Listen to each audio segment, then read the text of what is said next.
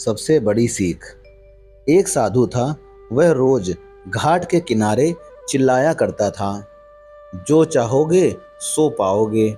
बहुत से लोग वहां से गुजरते थे, पर कोई भी उसकी बात पर ध्यान नहीं देता था और सब उसे पागल आदमी समझते थे।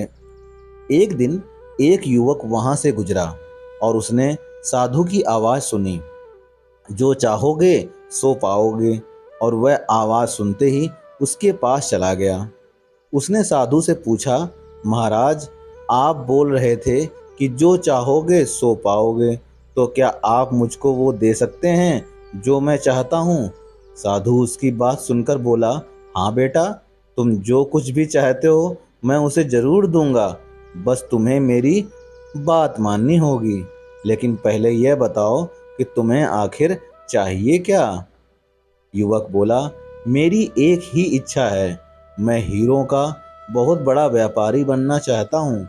साधु बोला, कोई बात नहीं, मैं तुम्हें एक हीरा और एक मोती देता हूँ। उससे तुम जितने भी हीरे मोती बनाना चाहोगे बना पाओगे। और ऐसा कहते हुए साधु ने अपना हाथ आदमी की हथेली पर रखते हुए कहा, पुत्र, मैं तुम्हें दुनिया का सबसे अनमोल हीरा दे रहा हूँ। लोग इसे समय कहते हैं। इसे तेजी से अपनी मुट्ठी में पकड़ लो और कभी इसे मत गंवाना। तुम इससे जितना चाहो उतने हीरे बना सकते हो। युवक अभी सोच ही रहा था कि साधु ने उसकी दूसरी हथेली पकड़ते हुए कहा, पुत्र, इसे पकड़ो, यह दुनिया का सबसे कीमती मोती है। लोग इसे धैर्य कहते हैं, पेशेंस कहते हैं। जब कभी समय देने के बावजूद परिणाम न मिले तो इस कीमती मोती को धारण कर लेना। याद रखना, जिसके पास यह मोती है वह दुनिया में कुछ भी प्राप्त कर सकता है।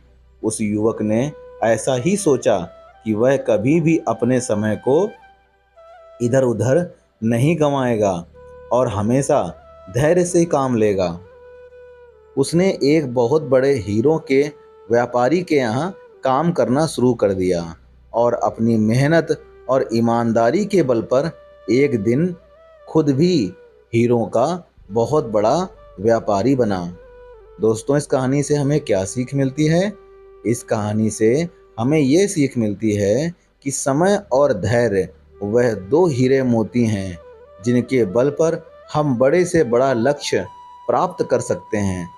इसलिए ज़रूरी है कि हम अपने कीमती समय को बर्बाद ना करें और अपनी मंजिल तक पहुंचने के लिए धैर्य से काम लें।